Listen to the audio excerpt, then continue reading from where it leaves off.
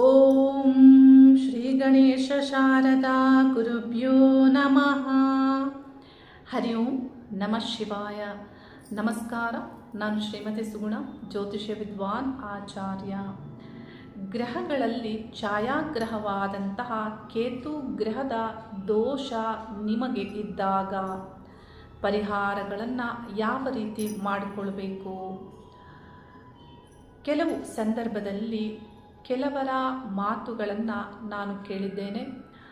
ನಮಗೆ ಕೇತು ದೋಷ ಇದೆ ಅಂತ ಹೇಳಿದ್ದಾರೆ, ನಾವು ಕಾಳಹಸ್ತಿಯಲ್ಲಿ ಪರಿಹಾರ ಮಾಡಿಸಿದ್ದೇವೆ, ನಾವು ಸುಬ್ರಹ್ಮಣ್ಯದಲ್ಲಿ ರಾಹು ಕೇತು ಶಾಂತಿ ಮಾಡಿಸಿದ್ದೇವೆ, ನಮಗೆ ಗಣಪತಿ ಹೋಮವನ್ನು ಮಾಡಲು ತಿಳಿಸಿದ್ದಾರೆ, ಬಾಲಗಣಪತಿ ಹೋಮವನ್ನು ಮಾಡಲು ತಿಳಿಸಿದ್ದಾರೆ. ಈ ರೀತಿ ಜನರಿಂದ ಹೇಳುವುದನ್ನು ಕೇಳಿದ್ದೇನೆ. ಅಂದರೆ ಆದರೂ ಕೂಡ ನಮಗೆ ಸಮಸ್ಯೆಗಳು ಆಗ್ತಾ ಇದೆ, ನಮ್ಮ ಜೀವನದಲ್ಲಿ ಅದೃಷ್ಟ ನಮಗೆ ಬರ್ತಾ ಇಲ್ಲ, ಬಹಳಷ್ಟು ಅಡೆತಡೆಗಳು ಆಗ್ತಾ ಇದೆ. ಈ ರೀತಿ ಜನರು ಆಗಾಗ ಹೇಳುವುದನ್ನು ನಾವು ಕೇಳಿದ್ದೇವೆ. ಅಂದರೆ ಯಾವ ಸ್ಥಾನದಲ್ಲಿ ಕೇತು ಗ್ರಹವು ನಿಮ್ಮ ಜನ್ಮಕಾಲದಲ್ಲಿ ಸ್ಥಿತರಾಗಿರ್ತಾರೆ ಅದು ಬಹಳ ಮುಖ್ಯ. ಆ ಸ್ಥಾನಕ್ಕೆ ತಕ್ಕಂತೆ, ಅಂದರೆ ಆ ಭಾವಕ್ಕೆ ತಕ್ಕಂತೆ ಅಶುಭ ಫಲಗಳನ್ನು ಕೇತು ಗ್ರಹ ನೀಡ್ತಾರೆ.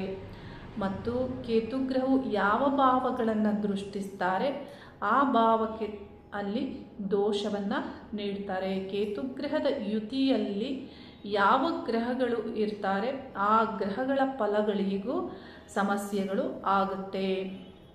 ಕೇತು ಗ್ರಹದಿಂದ ಎಲ್ಲವೂ ಅಶುಭ ಆಗುತ್ತೆ ಅನ್ನೋದು ಇಲ್ಲ.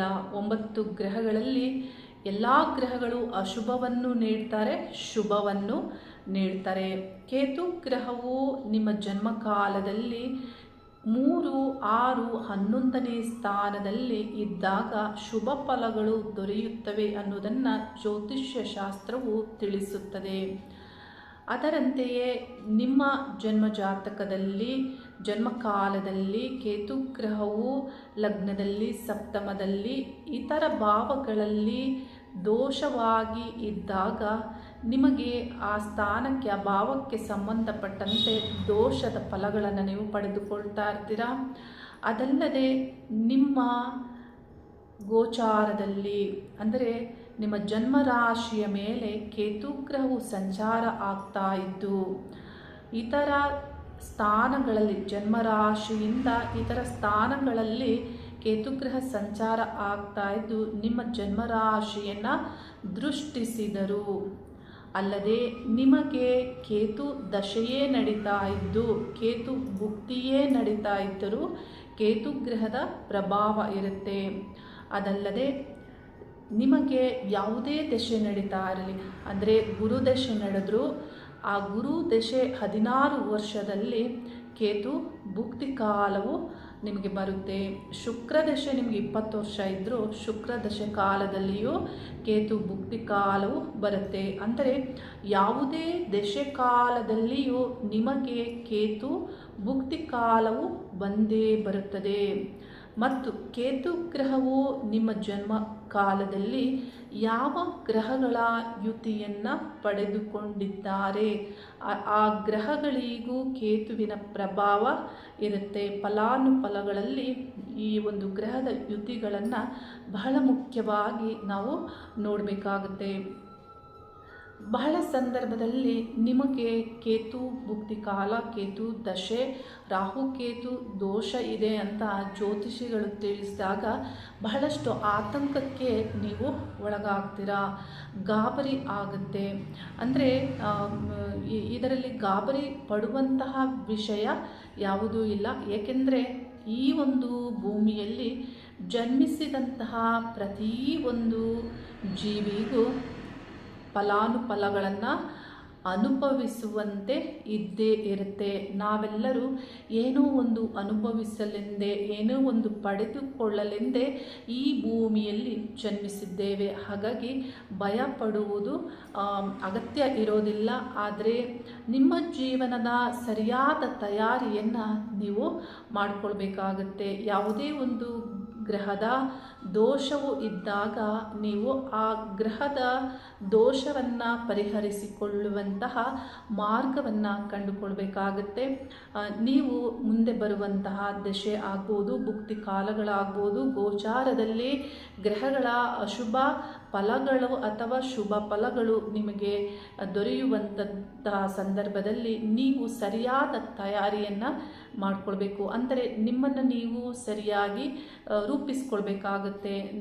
ನಿಮ್ಮನ್ನು ನೀವು ಸರಿಯಾದ ಮಾರ್ಗದಲ್ಲಿ, ಸರಿಯಾದ ಒಂದು ಪ್ರಜ್ಞಾಭಾವದಿಂದ ಸರಿಯಾದ ಕೆಲಸ ಕಾರ್ಯಗಳಲ್ಲಿ ನಿಮ್ಮನ್ನು ತೊಡಗಿಸಿಕೊಳ್ಬೇಕಾಗುತ್ತೆ. ಕೇತು ಗ್ರಹದ ದೋಷಕ್ಕೆ ಪರಿಹಾರವನ್ನು ಯಾವ ರೀತಿ ಮಾಡಿಕೊಳ್ಳೋದು? ಯಾವುದೇ ಒಂದು ದಶಾಕಾಲದಲ್ಲಿ ಕೇತು ಗ್ರಹದ ಭುಕ್ತಿ ಕಾಲವು ಬಹಳ ಕಡಿಮೆ ಇರುತ್ತೆ. ಅಂದರೆ ಬುಧ ದಶೆ ಆಗ್ಬೋದು, ಗುರು ದಶೆ ಆಗ್ಬೋದು, ಶುಕ್ರ ದಶೆ ಆಗ್ಬೋದು, ಶನಿ ದಶೆ. ಈ ದಶೆಗಳು 20 ವರ್ಷದ ಹತ್ತಿರ ಇರುವಂತಹ ದಶೆಗಳಾಗಿರುತ್ತೆ. ಅಂದರೆ 15 ವರ್ಷದ ಒಂದು ಮೇಲೆ ಇರುವಂತಹ ದಶೆಗಳಾಗಿರೋದ್ರಿಂದ ಈ ದಶೆಗಳಲ್ಲಿ ಬರುವಂತಹ ಭುಕ್ತಿ ಕಾಲವು, ಕೇತು ಭುಕ್ತಿ ಕಾಲವು 1 ವರ್ಷ ಇರುತ್ತೆ. ಅಂದರೆ 1 ವರ್ಷ ಹೆಚ್ಚು ಕಡಿಮೆ ಅಷ್ಟು ಇರುತ್ತೆ. ಆ 1 ವರ್ಷದ ಒಂದು ಫಲಾನುಫಲಗಳನ್ನು ನೀವು ಸರಿಯಾಗಿ ತಿಳಿದುಕೊಂಡು ಅದಕ್ಕೆ ಪರಿಹಾರಗಳನ್ನು ನೀವು ಮಾಡ್ಕೋಬೇಕಾಗತ್ತೆ. ಅಲ್ಲದೆ ನಿಮ್ಮ ಜನ್ಮಲಗ್ನದಲ್ಲಿಯೇ ಅಥವಾ ಸಪ್ತಮದಲ್ಲಿಯೇ ಕೇತುಗ್ರಹ ಸ್ಥಿತರಾಗಿದ್ದಾಗಲೂ, ಇತರ ಭಾವಗಳಲ್ಲಿ ಕೇತುಗ್ರಹ ಸ್ಥಿತರಾಗಿದ್ದಾಗಲೂ ಆ ಭಾವಕ್ಕೆ ತಕ್ಕಂತೆ ಅಶುಭ ಫಲಗಳು ದೊರೀತಾ ಇರುತ್ತೆ. ಅಂದರೆ ನಿಮ್ಮ ಲಗ್ನದಲ್ಲಿ ಸ್ಥಿತರಾಗಿದ್ದಾಗ ನಿಮ್ಮ ವ್ಯಕ್ತಿತ್ವದ ಮೇಲೆ ಕೇತುಗ್ರಹದ ಪ್ರಭಾವ ಇರುತ್ತೆ. ಕೇತುಗ್ರಹ ನಿಮ್ಮ ಜನ್ಮಲಗ್ನದಿಂದ ದ್ವಿತೀಯ ಸ್ಥಾನದಲ್ಲಿ ಇದ್ದಾಗ ನಿಮ್ಮ ಮಾತು, ನಿಮ್ಮ ಆಹಾರವನ್ನು ತೆಗೆದುಕೊಳ್ಳುವಂತಹ ಆ ರೀತಿ ಇದೆಲ್ಲದರ ಮೇಲೆ ಪ್ರಭಾವ ಕೇತುಗ್ರಹದಿರುತ್ತೆ. ಸಪ್ತಮದಲ್ಲಿ ಇದ್ದಾಗ ನಿಮ್ಮ ಪಾರ್ಟ್ನರ್, ನಿಮ್ಮ ಪತ್ನಿಯ ಒಂದು ವಿಷಯದಲ್ಲಿ ಕೇತುಗ್ರಹದ ಪ್ರಭಾವ ಇರುತ್ತೆ. ಹಾಗೆ 9ನೇ ಸ್ಥಾನದಲ್ಲಿ ಇದ್ದಾಗ 9ನೇ ಸ್ಥಾನದಲ್ಲಿ ಧರ್ಮ, ಅಂದರೆ ನಿಮ್ಮ ಧಾರ್ಮಿಕತೆಯ ಮೇಲೆ ಕೇತುಗ್ರಹದ ಪ್ರಭಾವ ಇರುತ್ತೆ. ಹೀಗೆ ಯಾವ ಯಾವ ಭಾವಗಳಲ್ಲಿ ಕೇತುಗ್ರಹ ಸ್ಥಿತರಾಗಿರ್ತಾರೆ ಅದರಂತೆ ಫಲಾನುಫಲಗಳು ನಿಮಗೆ ದೊರೀತಾ ಇರುತ್ತೆ. ಉತ್ತಮ ಜ್ಯೋತಿಷಿಯಿಂದ ನಿಮ್ಮ ಜನ್ಮಕಾಲದಲ್ಲಿ ಕೇತುಗ್ರಹವು ಯಾವ ಭಾವದಲ್ಲಿ ಸ್ಥಿತರಾಗಿದ್ದಾರೆ, ಯಾವ ಫಲಾನುಫಲಗಳು ನಿಮಗೆ ಸಿಗುತ್ತೆ ಅನ್ನೋದನ್ನು ನೀವು ತಿಳಿದುಕೊಳ್ಬೇಕು. ವಿಶೇಷವಾಗಿ ನೀವು ನಿಮ್ಮ ಜೀವನದಲ್ಲಿ ಯಾವ ದಶೆ ನಡೆಯುತ್ತೆ ಆ ದಶೆಯ ಫಲಾನುಫಲಗಳನ್ನು ಮೊದಲೇ ನೀವು ತಿಳಿದುಕೊಂಡು ಅಥವಾ ಅವನಿಂದ ಬರೆಸಿಕೊಂಡು ಅದಕ್ಕೆ ಬೇಕಾಗುವಂತಹ ಎಚ್ಚರಿಕೆಗಳಾಗ್ಬೋದು ಅಥವಾ ಉತ್ತಮ ಕಾಲ ಬಂದಾಗ ನೀವು ಏನು ಮಾಡಬೇಕು, ಏನು ತೆಗೆದುಕೊಳ್ಬೇಕು, ನಿಮ್ಮನ್ನು ನೀವು ಹೇಗೆ ರೂಪಿಸ್ಕೊಳ್ಬೇಕು, ನಿಮ್ಮ ಕುಟುಂಬವನ್ನು ಉತ್ತಮ ರೀತಿಯಲ್ಲಿ ಯಾವ ರೀತಿ ನೀವು ಮುಂದೆ ತಗೊಂಡು ಹೋಗಬೇಕು, ಇದೆಲ್ಲವೂ ನೀವು ಮೊದಲೇ ತಿಳಿದುಕೊಳ್ಬೋದು. ಈ ರೀತಿ ತಿಳಿದುಕೊಳ್ಳೋದ್ರಿಂದ ದಿನನಿತ್ಯವೂ ಆಗುವಂಥ ಆಗು ಹೋಗುಗಳ ಬಗ್ಗೆ ನಿಮಗೆ ಚಿಂತೆ ಆಗೋದಿಲ್ಲ. ಏಕೆಂದರೆ ಮೊದಲೇ ನೀವು ಅದಕ್ಕೆ ತಯಾರಿಯಾಗಿರ್ತೀರ. ಒಂದು ಕೆಟ್ಟದಾಗುತ್ತೆ ಅಂದರೂ ಅದು ಮೊದಲೇ ತಿಳಿದಾಗ ಅಥವಾ ಅದನ್ನು ನೀವು ಅವಾಯ್ಡ್ ಮಾಡಿದಾಗ ನಿಮಗೆ ಮನಸ್ಸಿಗೆ ಒಂದು ರೀತಿಯ ತೃಪ್ತಿ ಇರುತ್ತೆ. ಬರುವಂತಹ ದೋಷಗಳನ್ನು ಕಡಿಮೆ ಮಾಡಿಕೊಳ್ಳುವಂತಹ ಪರಿಹಾರಗಳನ್ನು ಮಾಡಿಕೊಂಡಾಗಲೂ ಬಹಳಷ್ಟು ವಿಷಯಗಳಿಂದ ನೀವು ಪಾರಾಗಬಹುದು. ಅಥವಾ ನಿಮಗೆ ದೋಷವೇ ಬರದಂತೆ ನೀವು ನಿಮ್ಮನ್ನು ರಕ್ಷಿಸಿಕೊಳ್ಬಹುದು. ಯಾವ ರೀತಿ ಪರಿಹಾರಗಳನ್ನು ಮಾಡಿಕೊಳ್ಬೇಕು? ಕೇತು ದಶಕಾಲವು ನಿಮಗೇನಾದರೂ ಮುಂದೆ ಬರ್ತಾ ಇದ್ದರೆ, ಈ ಕೇತು ದಶಕಾಲದಲ್ಲಿ 7 ವರ್ಷಗಳಿರುತ್ತೆ. 7 ವರ್ಷಗಳ ಫಲಾನುಫಲಗಳನ್ನು ನೀವು ಬರೆಸ್ಕೊಳ್ಳಿ. ಆತಂಕ, ಭಯಕ್ಕೆ ನೀವು ಒಳಗಾಗಬೇಡಿ. ಕೇತುಗ್ರಹದ ದಶಕಾಲವು ಬರುವಾಗ ಸಾಮಾನ್ಯವಾಗಿ ಯಾವ ರೀತಿ ಫಲಗಳು ನಿಮಗೆ ದೊರೆಯುತ್ತದೆ? ಭಯ, ಆತಂಕ ನಿಮ್ಮಲ್ಲಿ ನಿರ್ಮಾಣ ಆಗುತ್ತೆ. ಕೇತು ದಶೆ ಬರುವ ಮೊದಲೇ ನಿಮಗೆ ಬಹಳಷ್ಟು ಸಮಸ್ಯೆಗಳು ಆರಂಭ ಆಗಿರುತ್ತೆ. ಏಕೆಂದರೆ ಕೇತು ದಶೆ ಬರುವ ಮೊದಲು ನಿಮಗೆ ಬುಧ ದಶೆ ನಡೀತಾ ಇರುತ್ತೆ. ಬುಧ ದಶೆಯ ಕೊನೆಯ ಭುಕ್ತಿಯು ಶನಿ ಭುಕ್ತಿಯಾಗಿರುತ್ತೆ. ಆ ಶನಿ ಭುಕ್ತಿ 3 ವರ್ಷಗಳ ಕಾಲ ನಿಮಗೆ ಇರುತ್ತೆ. ಶನಿ ಭುಕ್ತಿಯಲ್ಲಿ ನಿಮಗೆ ಗೋಚಾರದಲ್ಲೂ ಏನಾದರೂ ಗ್ರಹಗಳ ಫಲಾನುಫಲಗಳು ಕೆಟ್ಟಿದ್ದರೆ ಬಹಳಷ್ಟು ಅಶುಭ ಫಲಗಳನ್ನು ನೀವು ಪಡೆದುಕೊಂಡಿರ್ತೀರ. ಒಂದು ರೀತಿಯ ಜೀವನದಲ್ಲಿ ಜಿಗುಪ್ಸೆ ಬಂದಿರುತ್ತೆ. ನಿಮಗೆ ಜೀವನವೇ ಸಾಕು, ನಮಗೆ ಬಹಳಷ್ಟು ಸಂಬಂಧಗಳಲ್ಲಿ ನಿಮಗೆ ಬೇಸರ ಆಗಿರುತ್ತೆ. ಹೀಗಿರುವಾಗ ಕೇತು ದಶೆಯು ನಿಮಗೆ ಆರಂಭವಾದಾಗ ಒಂದು ರೀತಿಯ ವೈರಾಗ್ಯ ನಿಮ್ಮಲ್ಲಿ ನಿರ್ಮಾಣ ಆಗುತ್ತೆ. ಅಂದರೆ ನಿಮ್ಮ ಒಂದು ಸಂಬಂಧಗಳಲ್ಲಿ ಬೇಸರಗಳು ಆಗುತ್ತೆ. ಒಂದು ರೀತಿ ಏಕಾಂಗಿ ಭಾವ ನಿಮ್ಮಲ್ಲಿ ಅದು ಬೆಳೆಯುತ್ತೆ, ಅಭಿವೃದ್ಧಿ ಆಗುತ್ತೆ.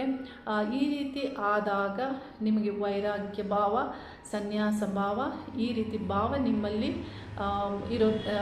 ಉತ್ಪತ್ತಿ ಆಗೋದ್ರಿಂದ ಭಯ, ಆತಂಕ, ಈ ಒಂದು ಬಹಿರ್ಜಗತ್ತಿನ ಇಚ್ಛಾ ಕೊರತೆ ಪ್ರಾರಂಭ ನಿಮಗೆ ಆಗುತ್ತೆ. ಅಂದರೆ ಈ ಬಹಿರ್ಜಗತ್ತಿನ ಇಚ್ಛಾ ಕೊರತೆ ನಿಮಗೆ ಆದಾಗ, ವೈರಾಗ್ಯ ಭಾವ ಬಂದಾಗ ನೀವು ಅಂತರ್ಜಗತ್ತಿನ ಅಂದರೆ ಆಧ್ಯಾತ್ಮದ ವಿಷಯಗಳಲ್ಲಿ ಬಹಳಷ್ಟು ಆಳವಾಗಿ ಇಳಿಯಲು ಅನುಕೂಲ ಆಗುತ್ತೆ. ಬಹಳ ಆಳವಾದ ಚಿಂತನೆಗಳನ್ನು ನೀವು ಮಾಡ್ತೀರಾ ಯೋಗಿಯಂತೆ. ಈ ರೀತಿ ಒಂದು ಕೇತುಗ್ರಹದ ವೈಬ್ರೇಷನ್ ನಿಮಗೆ ಪ್ರಾರಂಭದಲ್ಲಿ ಆರಂಭ ಆಗುತ್ತೆ. ಈ ಕೇತುಗ್ರಹದ ಈ ಪ್ರಭಾವವು ವಿದ್ಯಾರ್ಥಿಗಳಿಗೆ ಆಗಿದ್ದಲ್ಲಿ ಅಥವಾ 25 ವರ್ಷ 30 ವರ್ಷದವರಾಗಿದ್ದರೆ ಕೇತುಗ್ರಹದ ಪ್ರಭಾವ ಸ್ವಲ್ಪ ಕಡಿಮೆ ಇರುತ್ತೆ. ಏಕೆಂದರೆ ಯಾವುದೇ ಗ್ರಹಗಳು ಅವರವರ ವಯಸ್ಸಿಗೆ ತಕ್ಕಂತೆ ಫಲಾನುಫಲಗಳನ್ನು ಅವರ ಜೀವನದಲ್ಲಿ ಆಗಬಹುದಾದನ್ನು ನೀಡ್ತಾರೆ. ವಯಸ್ಸಾದವರಿಗಾದರೆ 40 ವರ್ಷ ಮೇಲ್ಪಟ್ಟವರಾದರೆ ಅಂಥವರಲ್ಲಿ ಹೆಚ್ಚು ವೈರಾಗ್ಯ ಆರಂಭ ಆಗಲು ಸಾಧ್ಯವಿದೆ. 60 ವರ್ಷ 70 ವರ್ಷ ಈ ಒಂದು ಹಂತದಲ್ಲಿಯೂ ಹೆಚ್ಚು ಈ ಭಾವ ಅವರಲ್ಲಿ ನಿರ್ಮಾಣ ಆಗುತ್ತೆ. ವಿದ್ಯಾರ್ಥಿಯ ಜೀವನದಲ್ಲಿ ಕೇತುಗ್ರಹದ ದಶ ಆರಂಭದಲ್ಲಿ ನಿಮಗೆ ಕೆಲಸ ಕಾರ್ಯಗಳಲ್ಲಾಗ್ಬೋದು, ವಿದ್ಯಾಭ್ಯಾಸದಲ್ಲಿ ಆಗ್ಬೋದು, ಅಡೆತಡೆಗಳು ಆಗುವ ಒಂದು ಹೆಚ್ಚಿನ ಸಾಧ್ಯತೆಗಳು ಇರುತ್ತೆ. ನಿಮ್ಮ ಕೆಲಸ ಕಾರ್ಯಗಳಲ್ಲಿ ಯಾವುದೇ ಅನುಕೂಲಗಳು ಆಗದೆ ನಿಮ್ಮ ವಿದ್ಯಾಭ್ಯಾಸದಲ್ಲಿ ಹೆಚ್ಚು ಪ್ರಗತಿಯನ್ನು ನೀವು ಪಡೆದುಕೊಳ್ಳಲಾಗದೆ ಈ ರೀತಿ ಕೇತುಗ್ರಹದ ಪ್ರಭಾವದಿಂದ ನಿಮ್ಮ ಜೀವನದಲ್ಲಿ ಕೆಲವು ಬಾಧೆಗಳು ಆಗುತ್ತೆ. ಮತ್ತು ಕೆಲವು ಸಂದರ್ಭದಲ್ಲಿ ಕೇತು ಭುಕ್ತಿ ಕಾಲವೇ ನಿಮಗೆ ನಡೀತಾ ಇದ್ದು ಮತ್ತು ಗೋಚಾರದಲ್ಲಿಯೂ ಗ್ರಹಗಳು ಕೆಟ್ಟಿದ್ದಾಗ ಅನಾರೋಗ್ಯಕ್ಕೆ ನೀವು ಒಳಗಾಗುವಂತಹ ಸಾಧ್ಯತೆ ಹೆಚ್ಚಿರುತ್ತೆ. ಅಂದರೆ ಯಾವುದೇ ಒಂದು ಇನ್ಫೆಕ್ಷನ್ಸ್ ಅಂದರೆ ಸೋಂಕುಗಳು, ಚರ್ಮವ್ಯಾಧಿಗಳು ಯಾವ ರೀತಿಯಲ್ಲಿ ಆದರೂ ನಿಮಗೆ ಅದು ಬಾಧೆ ಆಗ್ಬೋದು.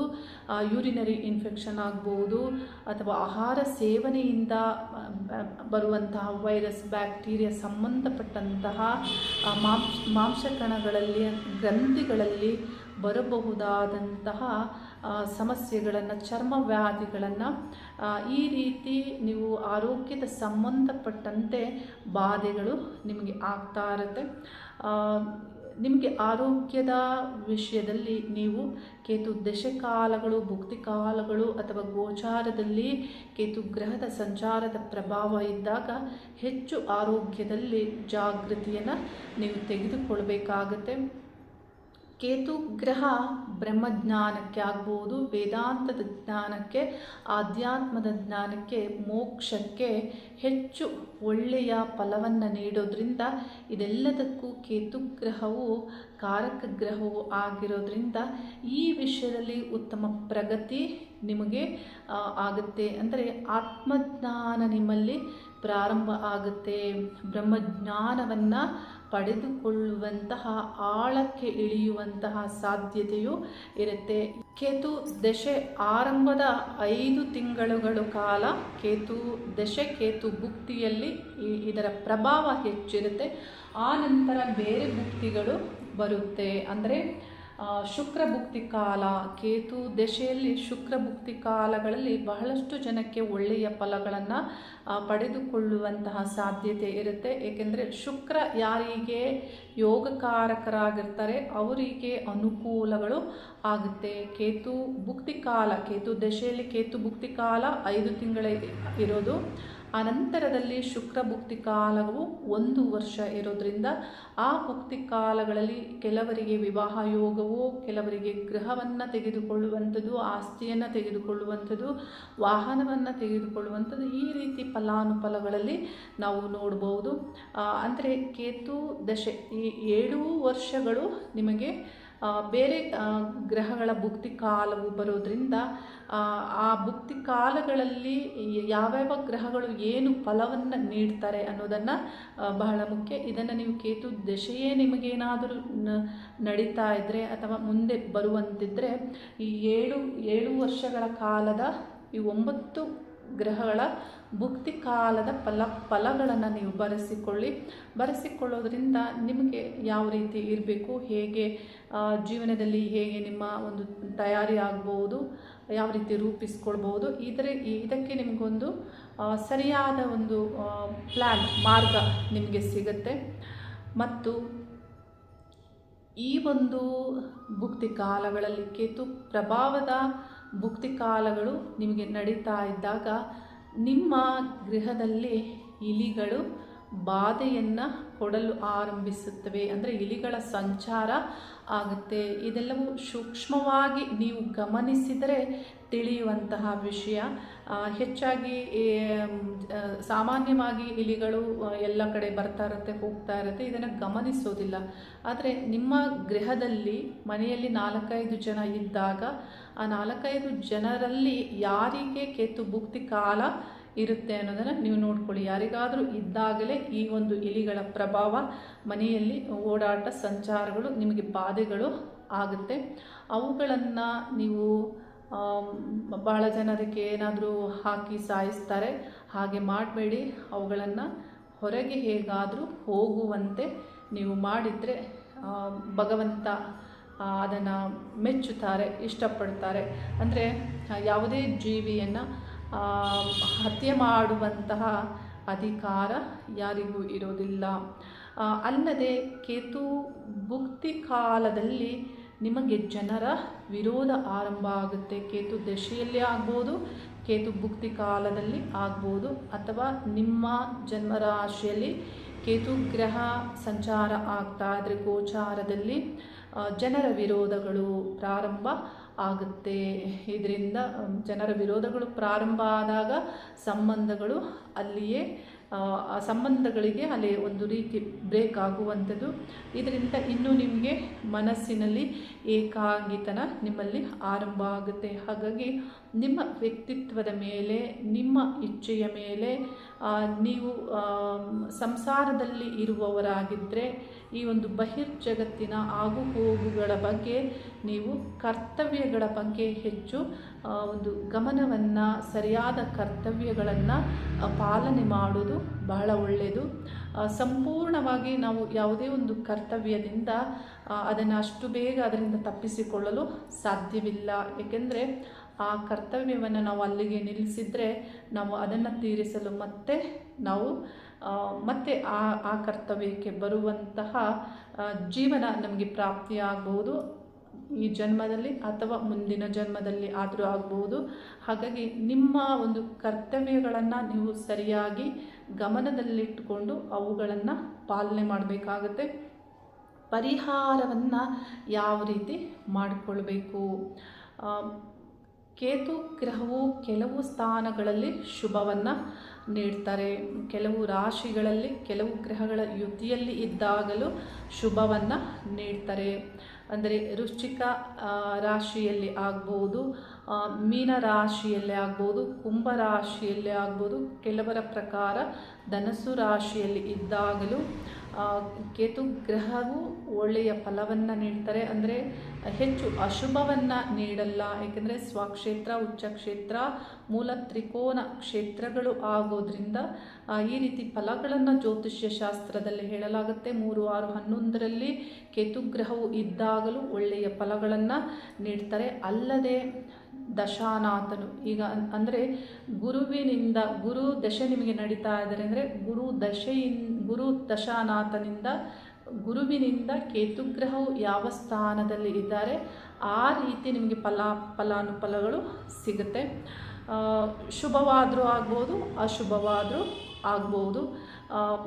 ಈ ಕೇತುಗ್ರಹಕ್ಕೆ ಸಂಬಂಧಪಟ್ಟಂತೆ ಪರಿಹಾರಗಳನ್ನು ಯಾವ ರೀತಿ ಮಾಡಿಕೊಳ್ಬೇಕು, ಮುಖ್ಯವಾಗಿ ಕೆಲವರ ಒಂದು ನನಗೆ ವಾಟ್ಸಪ್ ಬಂದಿರೋದ್ರಿಂದ ಅಂದರೆ ಯಾವ ಬಣ್ಣದ ಬಟ್ಟೆಗಳನ್ನು ಧರಿಸಬೇಕು, ಕೇತು ಗ್ರಹಕ್ಕೆ ಬಣ್ಣದಲ್ಲಿ ಮಿಶ್ರ ಬಣ್ಣವು ಕೇತುಗ್ರಹದ ಬಣ್ಣ ಆಗಿರೋದ್ರಿಂದ ಕೇತು ಗ್ರಹವು ಯಾವ ಶುಭ ಗ್ರಹಗಳ ಯುತಿಯಲ್ಲಿ ಇರ್ತಾರೆ ಅಂದರೆ ಆ ಗ್ರಹವು ನಿಮಗೆ ಶುಭವನ್ನು ನೀಡುವಂತಿರಬೇಕು.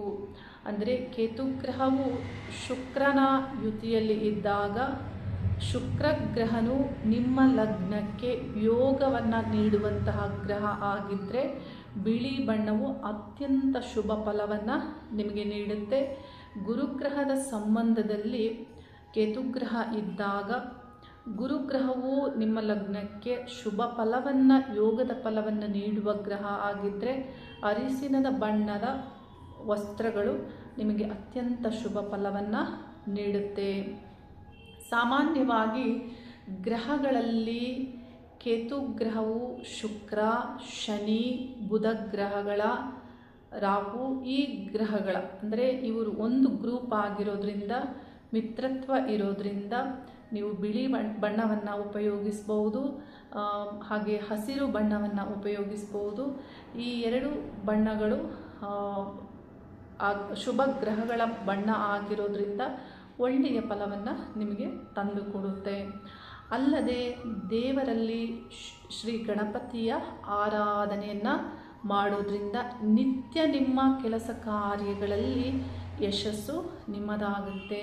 ಏಕೆಂದರೆ ಕೇತುಗ್ರಹಕ್ಕೆ ನೇರವಾಗಿ ನೀವು ಪರಿಹಾರವನ್ನು ಮಾಡಿಕೊಳ್ಳದೆ ಕೇತು ಗ್ರಹದ ಅಭಿಮಾನ ದೇವತೆ ಆದಂತಹ ಶ್ರೀ ಗಣೇಶನ ಪೂಜೆಯನ್ನು ಮಾಡೋದ್ರಿಂದ ನಿಮಗೆ ನಿತ್ಯದ ಕೆಲಸ ಕಾರ್ಯಗಳಲ್ಲಿ ಕೇತುಗ್ರಹದ ದೋಷದ ಪ್ರಭಾವ ಇದ್ದಾಗ ಅದೃಷ್ಟ ನಿಮ್ಮದಾಗುತ್ತೆ.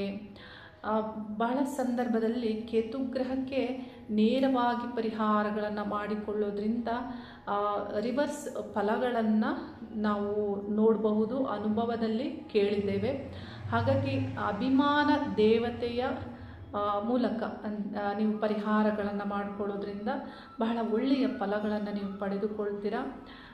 ಶ್ರೀ ಗಣೇಶನ ಪೂಜೆಯನ್ನು ಮಾಡುವುದು, ನಾಮಾವಳಿಗಳನ್ನು ಪಠನೆ ಮಾಡುವುದು, ಅಷ್ಟೋತ್ತರಗಳನ್ನು ಪಠನೆ ಮಾಡುವುದು, ಸೂಕ್ತಗಳನ್ನು ಪಠನೆ ಮಾಡುವುದು, ಸ್ತೋತ್ರವನ್ನು ಪಠನೆ ಮಾಡುವುದು, ಅಲ್ಲದೆ ಶ್ರೀ ಗಣೇಶನ ಆರಾಧನೆಯೊಂದಿಗೆ ನೀವು ಅರ್ಕ ಗಣಪತಿಯನ್ನು ನೀವು ಪೂಜಿಸುವುದರಿಂದಲೂ ಕೇತು ದೋಷದ ಪ್ರಭಾವ ನಿಮಗೆ ಕಡಿಮೆಯಾಗುತ್ತೆ. ಅಂದರೆ ಅರ್ಕ ಗಿಡದಿಂದ ಮಾಡಿದಂತಹ ಗಣಪತಿ ನಿಮಗೆ ಸಿಗುತ್ತೆ. ಆ ಗಣಪತಿಯನ್ನು ಪೂಜಿಸೋದ್ರಿಂದಲೂ ನಿಮಗೆ ಕೇತುಗ್ರಹದ ಪ್ರಭಾವ ಕಡಿಮೆಯಾಗುತ್ತೆ.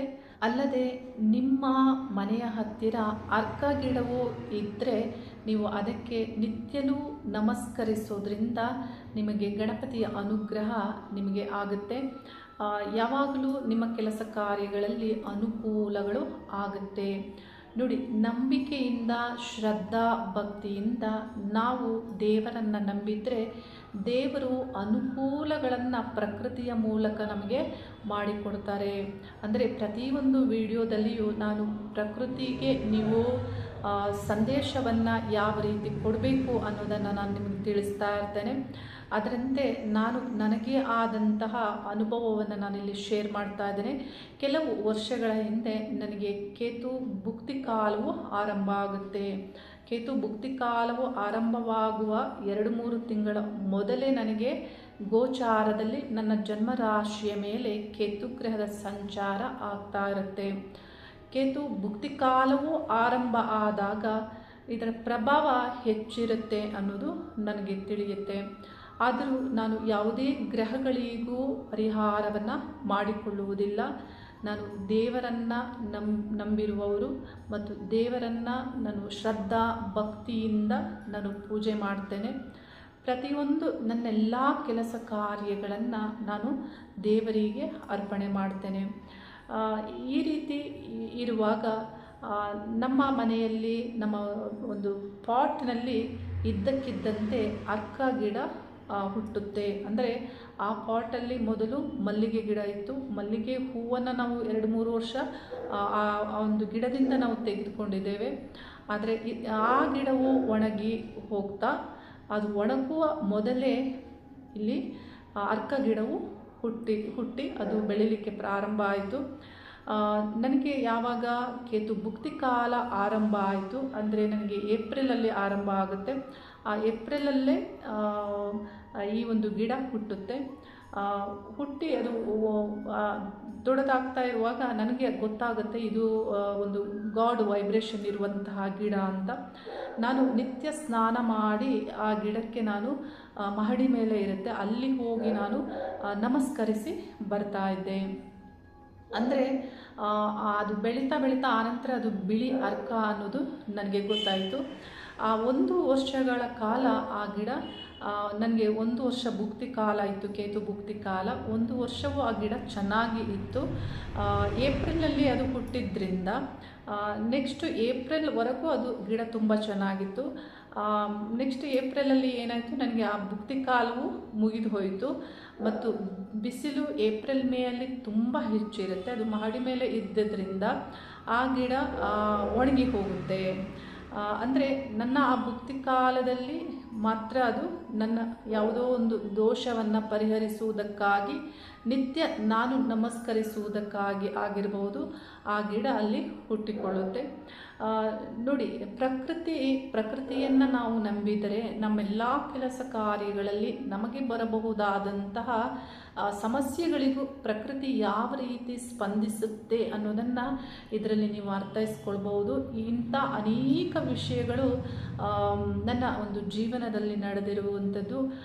ಮುಂದಿನ ದಿನಗಳಲ್ಲಿ ನಾನು ನಿಮಗೆ ಒಂದು ಪ್ರಕೃತಿಯ ಬಗ್ಗೆ ಬರಬಹುದಾದಂತಹ ಒಂದು ಜಾಗೃತಿ ಹೆಚ್ಚಾಗಬೇಕು ಅನ್ನುವ ಒಂದು ಕಾರಣದಿಂದ ಇಂಥೆಲ್ಲ ವಿಷಯಗಳನ್ನು ನಾನು ನಿಮ್ಗೆ ತಿಳಿಸ್ತಾ ಇರ್ತೀನಿ. ಇನ್ನು ಬೇರೆ ವಿಷಯಗಳನ್ನು ಮುಂದಿನ ವಿಡಿಯೋದಲ್ಲಿ ನಾನು ತಿಳಿಸ್ತೇನೆ. ಒಂದೊಂದೇ ವಿಡಿಯೋದಲ್ಲಿ ಒಂದೊಂದೇ ವಿಷಯವನ್ನು ನಾನು ತಿಳಿಸ್ತೇನೆ. ಆದರೆ ಪ್ರಕೃತಿ ಅನ್ನೋದು ನಮಗೆ ಯಾವಾಗಲೂ ಸಹಾಯಕಾರಿಯಾಗಿ ಕೆಲಸ ಮಾಡುತ್ತೆ. ನಾವು ಶ್ರದ್ಧಾ ಭಕ್ತಿಯಿಂದ ದೇವರನ್ನು ನಂಬಿದರೆ ಒಂದು ಪ್ರಕೃತಿಯ ಮೂಲಕವೇ ನಮಗೆ ರಕ್ಷೆಯಾಗುತ್ತೆ ಮತ್ತು ಮಾನವರ ಮೂಲಕವೇ ನಮಗೆ ಒಳಿತಾಗುತ್ತೆ. ಅಲ್ಲದೆ ಹಿಂದೆ ಸತ್ಯಯುಗದಲ್ಲಿ ಇನ್ನು ಬೇರೆ ಯುಗಗಳಲ್ಲಿ ದೇವರು ಕಾಣಿಸ್ತಾ ಇದ್ರು, ಮಾತಾಡ್ತಾ ಇದ್ರು, ಈಗ ಕಾಣಿಸ್ತಾ ಇಲ್ಲ ಅನ್ನುವಂಥದ್ದು ಅಲ್ಲ.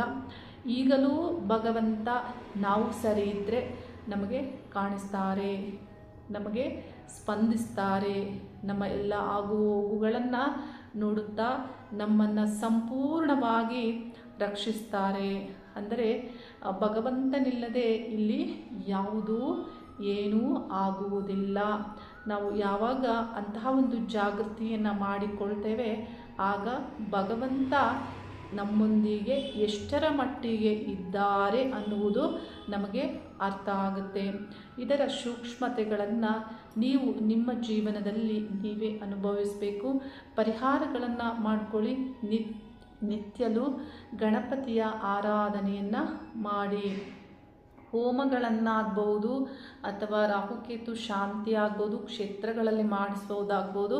ನಿತ್ಯ ಮಾಡಲಿಕ್ಕೆ ಸಾಧ್ಯ ಇಲ್ಲ, ಆದರೆ ನಿತ್ಯಲೂ ನೀವು ಪರಿಹಾರಗಳನ್ನು ಮಾಡಿಕೊಳ್ಬಹುದು. ಗಣಪತಿ ಆರಾಧನೆಯನ್ನು ಮಾಡುವುದರ ಮೂಲಕ ನಿಮ್ಮ ಜನ್ಮಜಾತಕದಲ್ಲಿ ಅಥವಾ ದಶಾಕಾಲದಲ್ಲಿ ಗೋಚಾರದಲ್ಲಿ ಇರುವಂತಹ ಕೇತು ಗ್ರಹದ ದೋಷವನ್ನು ಪರಿಹರಿಸಿಕೊಳ್ಳಬಹುದು.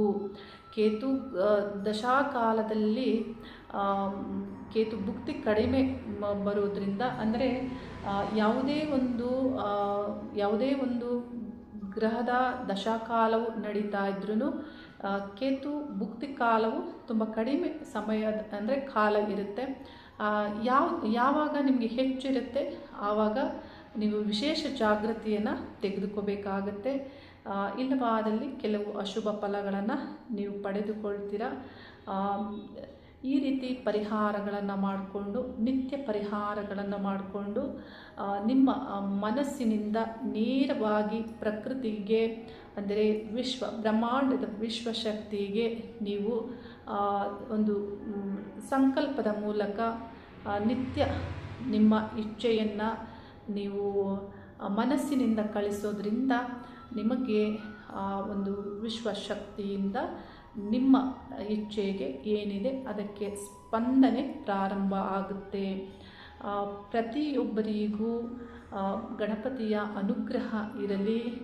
ಮತ್ತು ನಿಮ್ಮ ಕೇತು ಭುಕ್ತಿ ಕಾಲಗಳು, ಕೇತು ದಶೆ ನಡೀತಾ ಇದ್ದರೆ, ಕೇತು ಗ್ರಹದ ದೋಷ ಇದ್ದರೂ ನಾನು ಪ್ರಾರ್ಥನೆ ಮಾಡ್ತೇನೆ, ಶಿವನಾರಾಯಣರು ನಿಮ್ಮೆಲ್ಲ ದೋಷಗಳನ್ನು ಪರಿಹರಿಸಿ ನಿಮಗೆ ಮನಸ್ಸಿಗೆ ನೆಮ್ಮದಿ ಹಾಗೂ ನಿಮ್ಮ ಕಾರ್ಯಾನುಕೂಲಗಳು, ನಿಮ್ಮ ಇಚ್ಛೆಗೆ, ಶುಭ ಕರ್ಮಗಳಿಗೆ ಫಲಗಳನ್ನು ನೀಡುವಂತೆ ಆಗಲಿ. ಶುಭವಾಗಲಿ. ಹರಿ ಓಂ ನಮಃ ಶಿವಾಯ.